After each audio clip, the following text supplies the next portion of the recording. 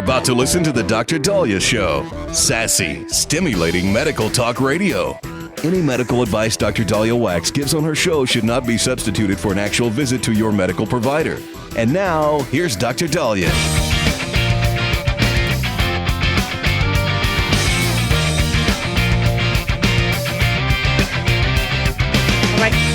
We are back on the Dr. Dahlia Show, 1-877 Dr. Dahlia, 1-877-DOCDALI. So we have a lot to get to.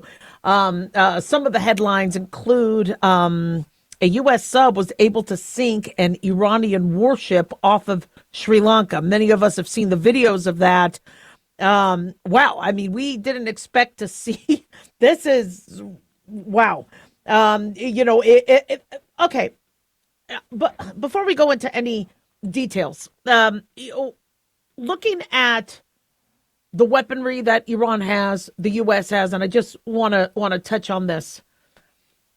I'm looking at what's going on as you have countries such as Iran, who has been dying to use many of their equipment and missiles and military that they have been showing off for a while.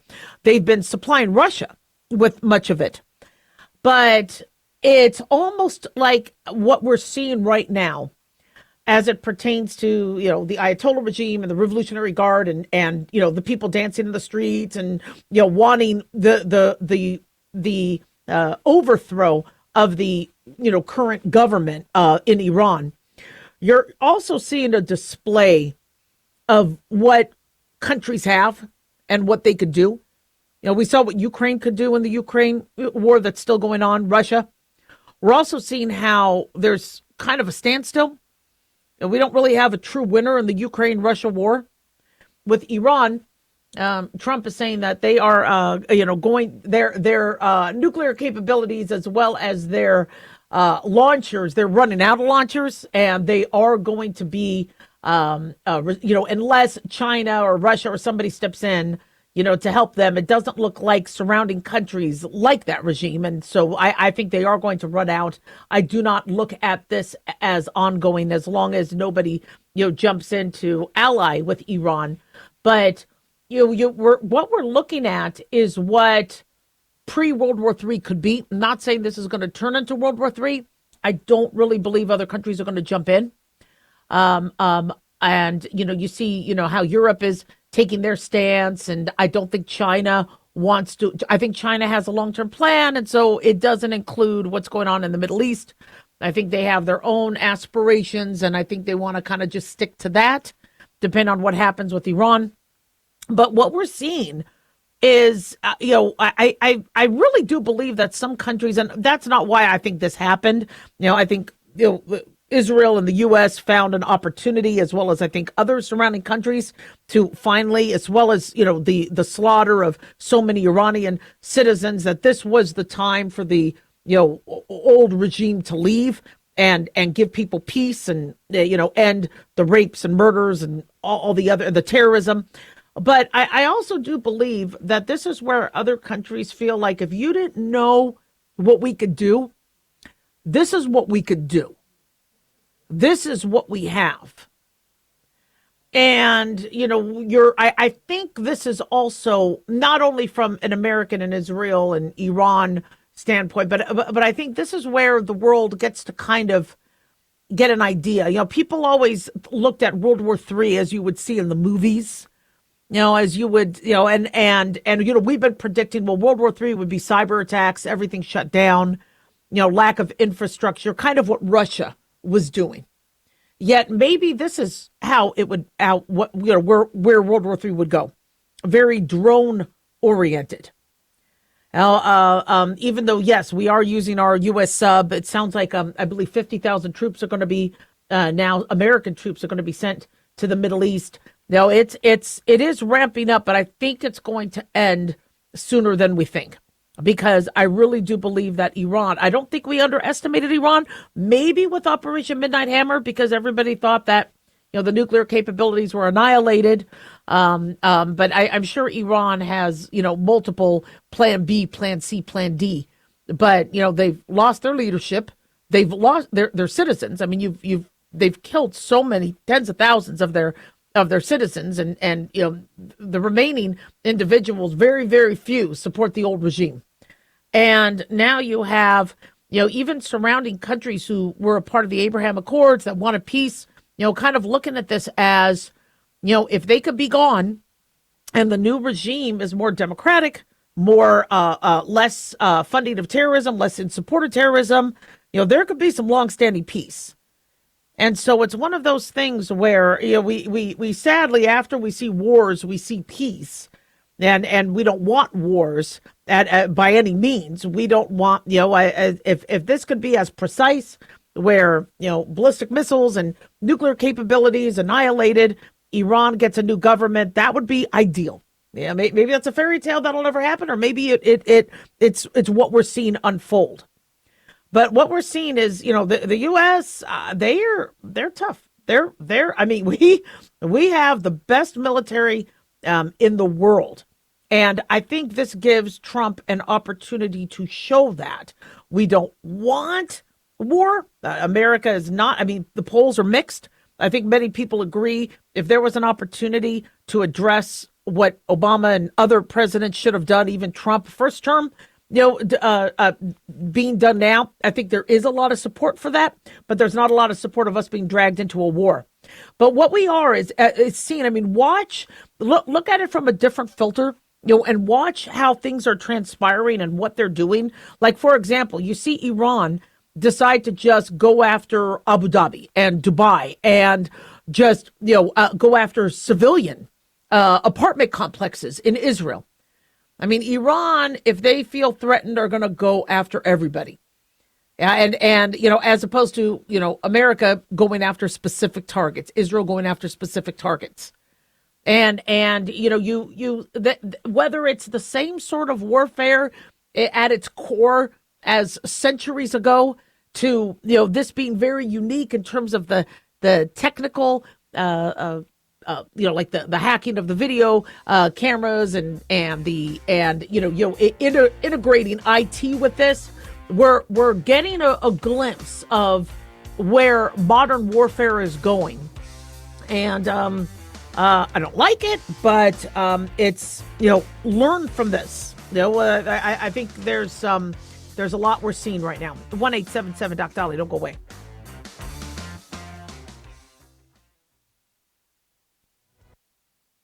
Have you ever thought you'd like to buy and sell houses but didn't know how or where to get the money? My name is Ron LeGrand, and over the past 40 years, I've bought over 3,000 houses without using my money or credit and taught thousands to do the same. Today, even in a virtual environment, we buy nice houses in nice neighborhoods using no banks, realtors, contractors, or other costly entanglements, and build huge cash flow and wealth without the hassle of tenants, all without credit and little or no money. You don't need a license or experience, and I'll show you exactly how it's done. Text FREE to 99799, and I'll send you my free training. I promise you I'll change the way you think about real estate and open the door to a new lifestyle that doesn't involve risk or rehabs and can quickly replace your current income. Text FREE to 99799 and let me show you how to take your life back and build cash flow and wealth from your home. That's FREE to 99799. Again, FREE to 99799. Hi, it's Mark Falter, host of the Financial Fitness Show. I strongly believe that no one should ever pay 1 penny more in taxes than they are legally obligated. Unfortunately, for most hardworking Americans, this just isn't the case. Why? Because most people spend more time planning next weekend's getaway than trying to ensure they're going to pay less in taxes. My financial fitness team has put together some materials that I know are going to help you. It's the Tax Savings Kit. Tax Savings Kit includes 3 things: free tax analysis, top 10 ways to pay less in taxes, and an investor's guide to taxes. Now, how do you get it? Simple. 866-764-2635. Again, 866-764-2635. I'm Mark Falter. This is Financial Fitness, making personal finance profitable.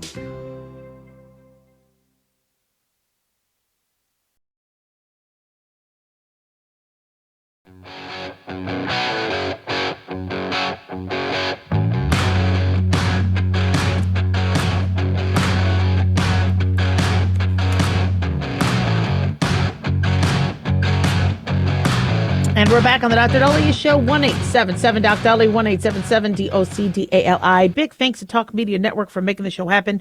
Big thanks to Daniel, our producer, and big thanks to y'all for tuning in. We really do appreciate it. Don't forget to follow us on Twitter at X at Dr. Daliah, Facebook, The Dr. Daliah Show, and on YouTube, click like and subscribe. So people are asking, is flu back? Yeah, flu's back. Flu hit us pretty hard. Is it here to stay? Is COVID now going to take a back seat? So we have some data from the CDC, and the report is classifying how severe our last flu season was. We cannot, I guess, discuss data from this flu season because it hasn't been compiled yet.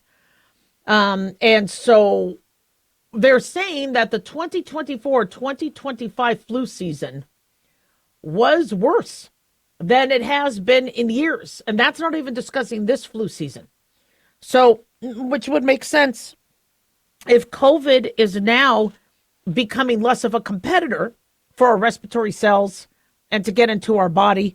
Flu is a pretty wily, savvy sucker of a virus. It knows how to come back. So the CDC is estimating that there were 51 million flu-related illnesses, 23 million medical visits, and 710,000 hospitalizations for last flu season.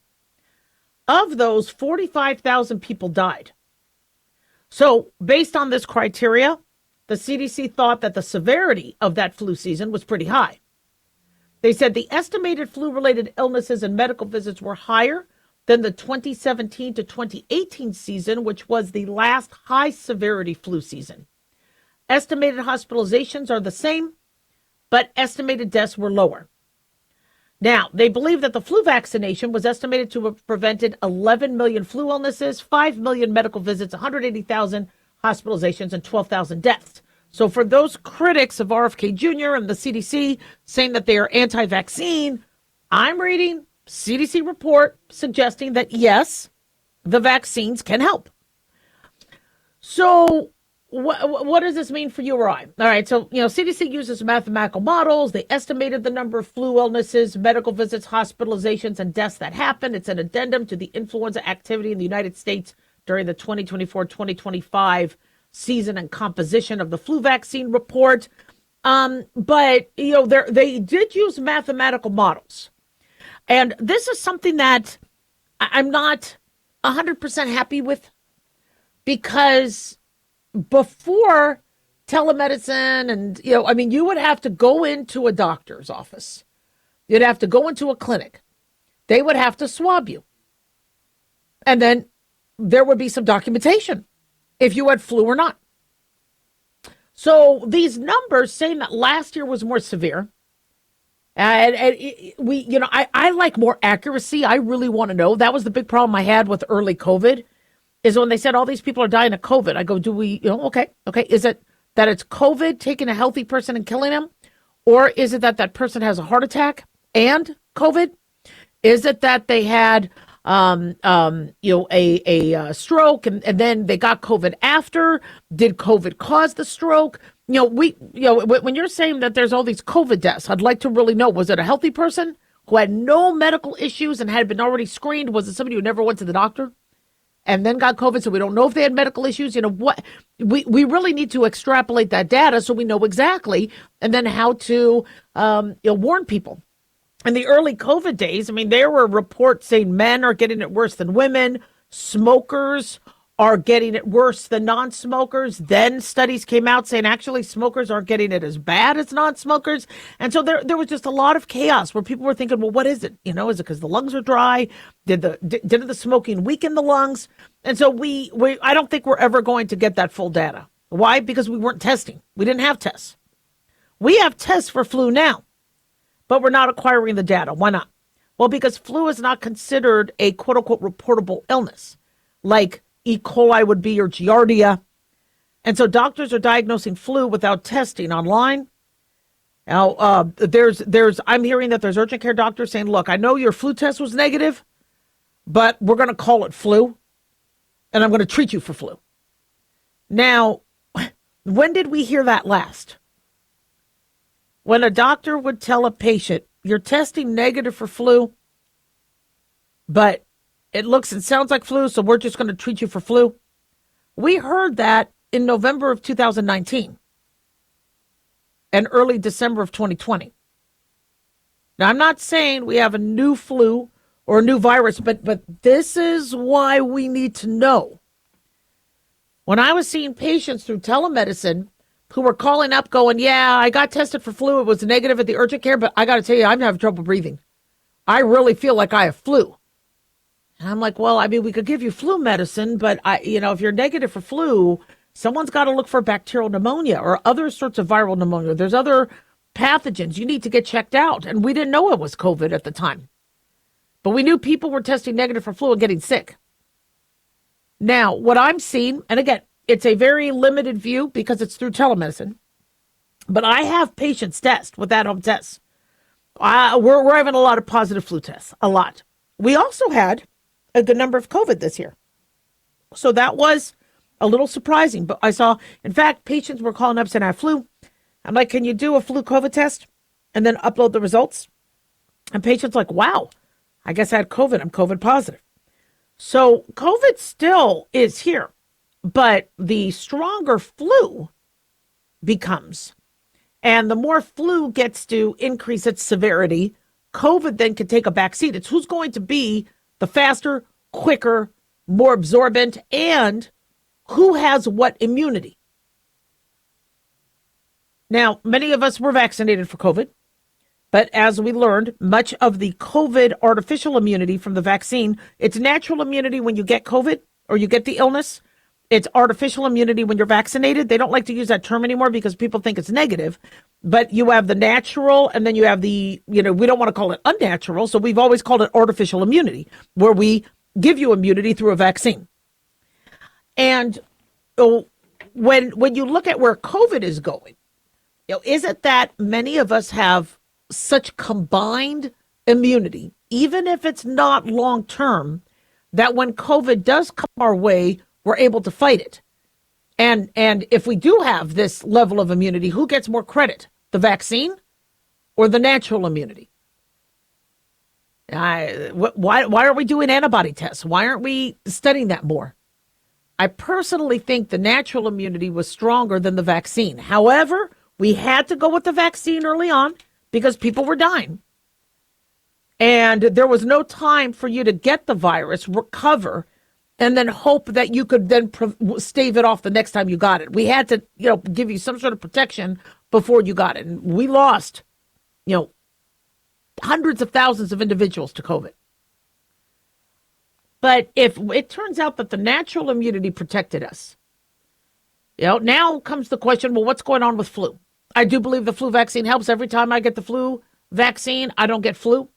However, I got sick. My family got sick really bad this year. And we tested negative for flu and tested negative for COVID. Is there another virus? Is it that these tests might need to be reevaluated? No, I mean, do we have, maybe really it is COVID, but because these tests were designed for the old COVID, it's not picking it up? So the moral, where am I getting with this? And sometimes I do get to the point. I do get to the point is, first and foremost, I'm glad the CDC is giving us reports. I do believe flu is taking advantage of a weaker COVID, whether the COVID virus is becoming weak on its own or whether because of mutations. Usually the more mutations, the weaker something becomes. But very rarely a mutation can make something stronger. But it could also be because many of us have gained an immunity to COVID, whether it was artificial or natural. But seeing what I saw this year, flu is making a comeback, or a new non-flu, non-COVID virus is in the mix. And I can't say that with 100% certainty, but all I can say is we've had patients who were negative for flu and COVID, but acted like they had something COVID or flu-like. Another thing that was very interesting was that usually with flu, it's a high fever. And many of these individuals who actually tested positive for flu didn't even have a fever. Now, there are some flu strains that might not induce a fever, and some people might not be very feverish. I rarely make a fever. But what if we're looking at a new virus? Or what if we're looking at a different form that either can cause a false positive flu test or a false negative flu test? So I'd be very interested to see next year's. I still believe the flu vaccine, even if it comes out that it was only 16% efficacious this year, still provides that, a level of protection. But infectious disease will always outsmart man. 1-877 Doc Dolly, don't go away.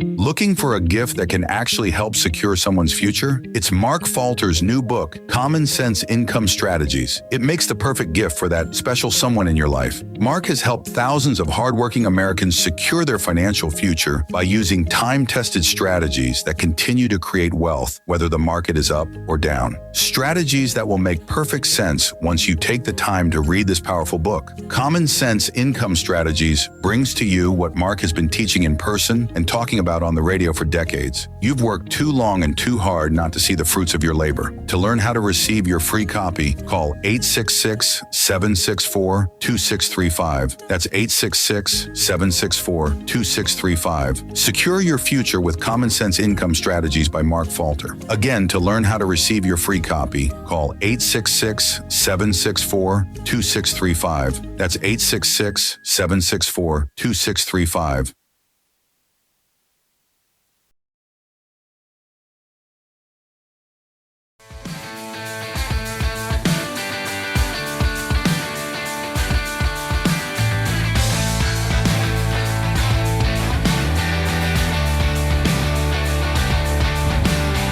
We're back on the Dr. Dahlia Show, 1-877 Dr. Dolly, 1-877-DOC-DALI. Big thanks to Talk Media Network for making the show happen. Big thanks to Daniel, our producer, and big thanks to y'all for tuning in. We really do appreciate it. Don't forget to follow us on Twitter or X at Dr. Dahlia, Facebook, The Dr. Dahlia Show, and on YouTube, click like and subscribe. While we're waiting for our next guest, I want to bring up the topic of eczema. Many of us have been bleeding, all right, with our hands, scratching, horrible rashes. And it's interesting because one of my sons had eczema so bad that the daycare didn't want us to drop him off because they thought it was leprosy. And I had to show them not only my diagnosis, but another doctor's diagnosis that, no, it's eczema. He's got these patches of eczema. And luckily it went away. But I mean, oh my gosh, he had patches all over the place. Now, I thought it really wasn't the eczema, just he was probably a pain in the ass. And they were like, let's keep him away, because the rash. But the rash went away and they had to take him. So they're like, all right.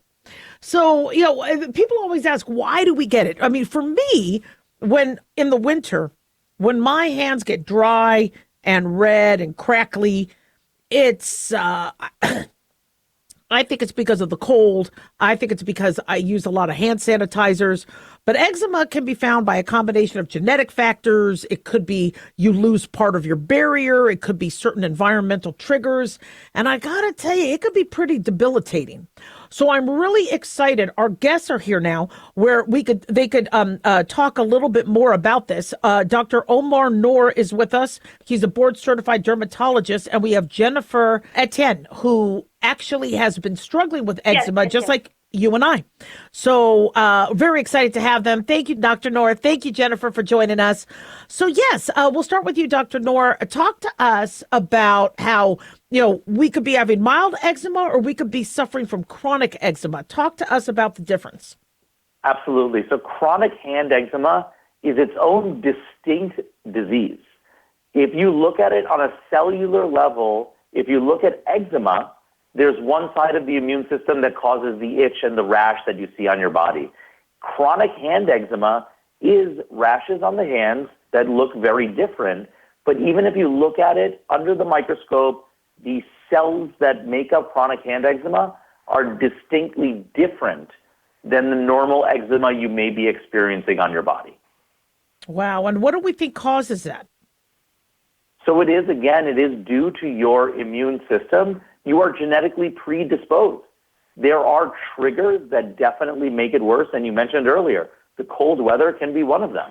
But we see this very often in certain occupations. We're using our hands all day. Hairdressers get chronic hand eczema at a higher rate. Mechanics, healthcare workers, people that wash their hands very frequently, their hands will then flare more frequently due to their chronic hand eczema. Mm-hmm. And some of us make the mistake of always like overdoing steroids. I have patients ask me for tubs of it, and there's also a steroid dermatitis that they have to be careful of. What do you advise to patients in terms of what to use? Yeah, absolutely, Dr. Dahlia. The steroid kind of understanding in the population is very misunderstood. The one thing about chronic hand eczema that people don't realize is that the barrier is broken in your hands. And when you're interacting with so many different things, those different types of triggers and allergens get through your hands more easily and cause problems. Topical steroids, their first function is actually to decrease the barrier further. Mm-hmm. So yes, they may be helping from an inflammatory perspective, but they're not helping us in the long run. And just like in the name, C stands for chronic. Chronic hand eczema, we need to look at this from a long-term disease management direction. Jennifer, you've been living with this. Not easy. Talk to us about your experience. For me, living with this, when I'm flaring up on my hands, it's the worst because I'm emotionally withdrawn. I'm isolated. I'm not doing the activities that I tend to do because my skin is so broken and scaly. Having to live with it and, trying to just do housework, washing dishes, interacting with others. When I first meet somebody, I tend to be like very nervous about, how they're going to receive me, especially because my hands are so broken and so open. And then dealing with having to wash dishes or work with cleaning products, sometimes those are the things that affect me. I've tried to use gloves before where it's either latex or nitrile. And I found that even the thing that I'm using to protect my barrier is the thing that is causing me a reaction and making my flare up worse. So living with it's been emotionally exhausting, mentally draining, trying to figure out what will work for me and trying to manage it on my own because that's what I was doing for a long time and just moisturizing and stuff. But it was an emotional burden for me for a very long time. Yeah, absolutely. And I feel you with that because, I had to hide my hands. Nobody wants to see a doctor or a medical provider or someone in the media who they're shaking hands with. Before COVID, it was all handshake. I had to cover the hands and any glove would irritate it more. And so I was like, wow. Do I have to walk around with Michael Jackson having a glove on because I just couldn't show my hands. And like you said, couldn't use the latex or the nitrile or all that. And so, I completely understand. Not easy. And then doing dishes. And I live in a house full of, boys. They don't do the dishes. And so if I can't do it because I'm all kind of scratched up, doesn't happen. So we knowing that steroids are not a long-term fix and should also be reconsidered as a short-term fix, reconsidered. Dr. Noor, what do you recommend as first-line treatment? So, Dr. Dahlia, the important thing is we're getting smarter. With chronic hand eczema, we understand from bench research that it is a distinct disease with a distinct profile. So now you just need to get diagnosed appropriately. So I tell everyone, all of your listeners, if you feel like you have chronic hand eczema, go to learnaboutche.com, talk to your dermatologist, be an advocate for yourself, and then you can talk to your dermatologist about specific medications for CHE so that it's right for you. Mm-hmm. And also, like you said, there might be, or suggesting, there might be underlying autoimmune conditions or other things that need to be addressed. And so I, rather than self-treating, calling it eczema, chronic hand eczema can be a sign of something that, might be a part of a bigger picture. So I think that's some great advice. Absolutely. Yeah. Just go in, get checked out. Every treatment is different for every individual. Yeah. My treatment is not doing any more housework because I got to tell you, I feel better when I don't. Yeah. Jennifer, I agree. you speaking about your experience. Thank you for doing that. Anything else you'd like to share with my listeners? I would say if you're experiencing this, you're not alone, first and foremost. And if it's affecting the way you work, your relationships, the things you used to do, you're not doing it, and your hand is the reason why you're not doing it anymore, it's important to go see a dermatologist. That way you can get the proper diagnosis, and then that way you guys can get a treatment plan going, and then that way you will be able to get the relief that your hands have been waiting for. That's wonderful. All right, www.learnaboutche.com. Dr. Noor, Jennifer, thank you so much. I can't wait to have you back. Thank you. Thank you for having us.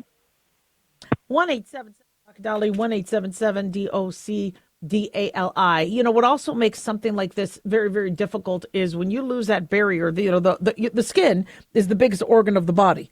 And it's one of the most important organs, besides the brain and the heart, because it keeps pathogens and other things out. And so my eczema, my hands, they would bleed. No patient wants their doctor with dried blood on their hands. That's why I always wear gloves. I always wear masks. This was way before COVID, because it was, I didn't want people thinking that I was going to give them something and I didn't want to get something. So, but it definitely is debilitating. So get yourself checked out if you have it. 1-877-DOC-DALI. Don't go away.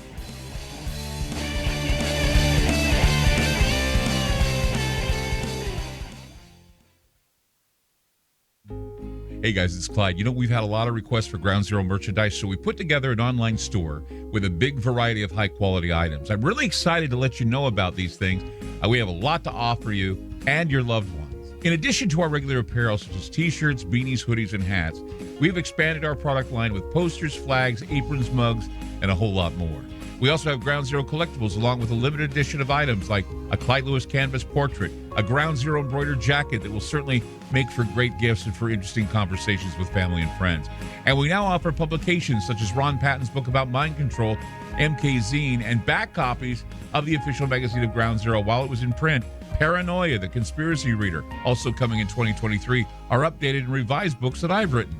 There's a secure and easy-to-use shopping cart for your purchases. So shop today at our official store by going to groundzeromerch.com. Again, that's groundzeromerch.com.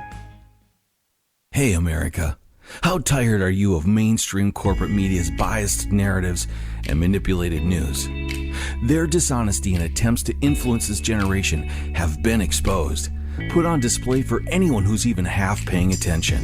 But the New American Magazine has been an honest source of news and commentary for over 50 years. This is your opportunity to receive the stalwart of principled journalism at a deep discount. Picture a beautifully published magazine arriving at your doorstep twice a month, packed with insightful stories written with integrity. It's also available digitally on the New American's mobile app. Get up to speed with intelligent coverage from a freedom perspective.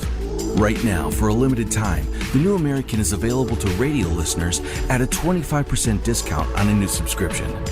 Visit thenewamerican.com/radio25 and receive 25% off. Subscribe today at thenewamerican.com/radio25.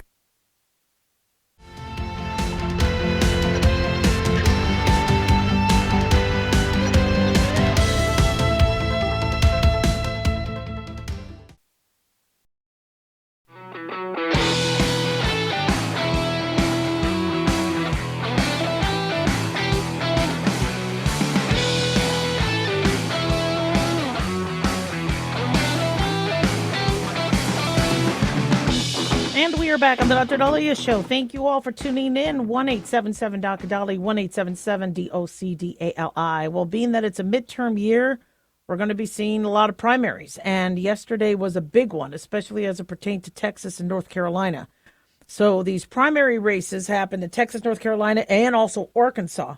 First of many elections to come, which I'm not looking forward to. I think a lot of us are not looking forward to, but it's going to be very telling.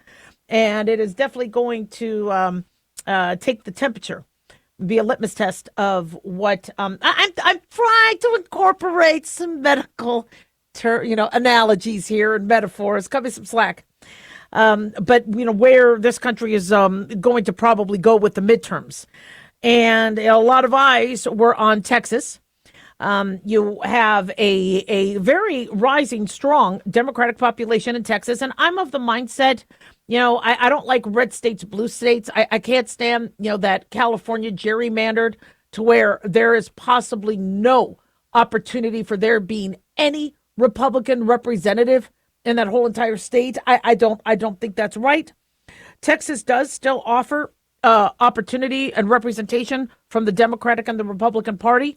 But, gerrymandering is something that has been done, way before Texas did it. And, Indiana and Illinois or Illinois and these other states. But it's going to be something that a lot of the, depending on who feels they're at risk, it's going to be suggested. And then whoever is in control of the state map is going to be redrawing. And it could be, I think, very dangerous. I'm not a big fan of that. However, I do understand that sometimes you do need to reevaluate where the population is going. I mean, I live in Southern Nevada, and the outskirts have grown so much that you do sometimes need to redraw and understand that there's now you have population shifts, and you want to make sure that everybody gets included. It should not, no district should be decided based on political party. But unfortunately, that's what's happening. When you elect a state legislature or a state assembly or a state representative or a congressperson or a senator, it's supposed to be about you and your district and your neighborhood but that's not the way it is. It's okay, how do we get more D's or R's? It really frustrates me. But interesting results. All right. There were multiple primaries, especially the Democratic Senate primary, where State Representative James Tallarico, who's a Democrat, but is very open and proud of his Christian faith, courts more moderates, very easily defeated U.S. Representative Jasmine Crockett. Jasmine Crockett has been becoming very, very popular, very outspoken against Republicans. But I think what happened is, in terms of Texas, Tallarico winning 52.8% of the votes to Crockett's 45.9%. I think that shows that when you're looking at, Texas Democrats, they want more moderate. You could be a Texan Democrat. You could be a Democrat in Texas. You could be a person of faith and be Democrat in Texas. I mean, and so, Tallarico might have represented his constituents maybe a little bit more in terms of, where they don't want to feel like they have to abandon faith, abandon, moderate sort of politics. And there's going to need to be on the Democratic side those representatives. Because people don't want to think that's all going to be the Ocasio-Cortez, Bernie Sanders party. So that's why I think Tallarico won. Crockett did concede.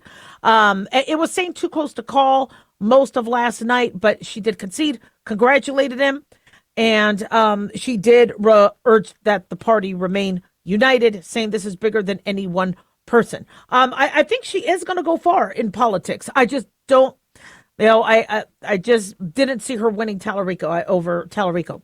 The early voting turnout was more than double than what it was the past two election cycles on the Democratic side. So that is also very, very telling. We do know that we have an increase in numbers of individuals that did come into Texas over the last few years because of Biden, and many of those can tip the scale if they, were coming in with Biden, Harris T-shirts, etc. We assume that a good number of them might be leaning Democrat. And so I wouldn't be surprised that there's more numbers. A very easy study that somebody could publish is how many more new Democrats or new individuals were added to the rolls. And then, how long were they in America, and are they new citizens, and so that's something that's going to be interesting. Plus, you do have many individuals that are on the fence as it pertains to Republican or Democrat. But being that the early voting turnout was more than double, it means you're going to see a lot more Democrats hit the polls, as you commonly do, as it pertains to midterms. So where with midterms, the party that is in the minority after the election win will flock to they get energized. And I'm kind of blown away at how many people don't vote. Now, and I understand a lot of people fear that information is not private, that people will know. What's not private is your registration. There's websites just showing your registration, where you live. I wrote an article about that. I'll repost that. But there's websites out there that'll disclose who your party is and where you live and your neighbors, and if your neighbors are Republican or Democrat. Now that's not cool. But your vote should be kept as private as possible. That shouldn't be public domain. However, does somebody look? I don't know how private it is. So I do believe you have many people, especially when they're in more fear of being canceled. That was a big problem that the Republicans felt, where people were afraid to vote because somebody could see it and then later use that against them. Because, we saw how the city really, you would get fired if at all I think Danica Patrick just, I guess, lost a job opportunity because of her support for Trump. Not cool. You need to be able to be American and have freedom of choice. But we'll see what happens with this. So Tallarico is thanking the young people. He said the number of young people who showed up to vote in this election was unprecedented. So he also said the number of Texans who had never voted before but showed up in this election is unprecedented. So that number is going to be interesting. People who never voted before. Were they individuals who were living there for a long time, or were they new? On the Republican side, incumbent Texas Senator John Cornyn and State Attorney General Ken Paxton are, I believe, now going into a runoff. Cornyn received 41.9% of the votes, Paxton 40.7%. Since neither of them got over 50%, there's going to be a runoff. The third contender was U.S. Representative Wesley Hunt, and he got 13.5%. So the runoff election is going to happen May 26th. Neither received 50% of the vote. And wasn't this race already one of the most expensive?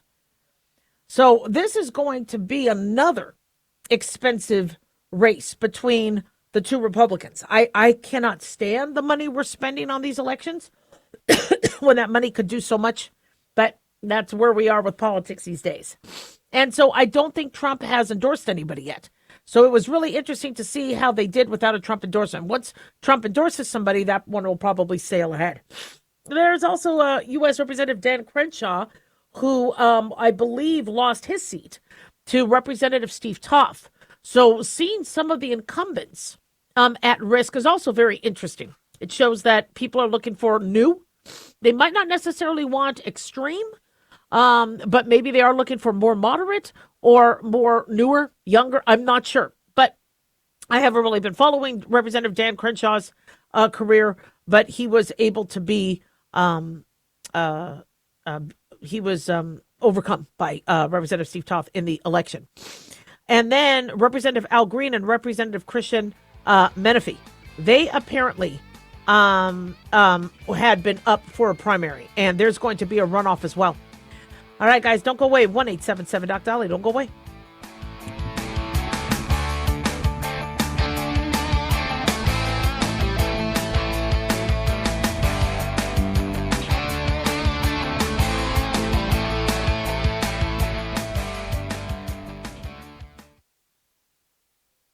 Looking for an easy read that can actually help secure someone's future? Pick up a copy of Mark Falter's book, Common Sense Income Strategies. For the past 30-plus years, Mark has helped thousands of hardworking Americans secure their financial future by using strategies that continue to create wealth, whether the market is up or down. Strategies that will make perfect sense once you take the time to read this powerful book. Common Sense Income Strategies brings to you what Mark has been teaching in person and talking about on the radio for decades. It's not rocket science, it's a pretty easy read. You've worked too long and too hard not to see the fruits of your labor. Common Sense Income Strategies is available now on Amazon or by calling 866-764-2635. That's 866-764-2635. Common Sense Income Strategies by Financial Fitness Show host Mark Falter. Secure your financial future today.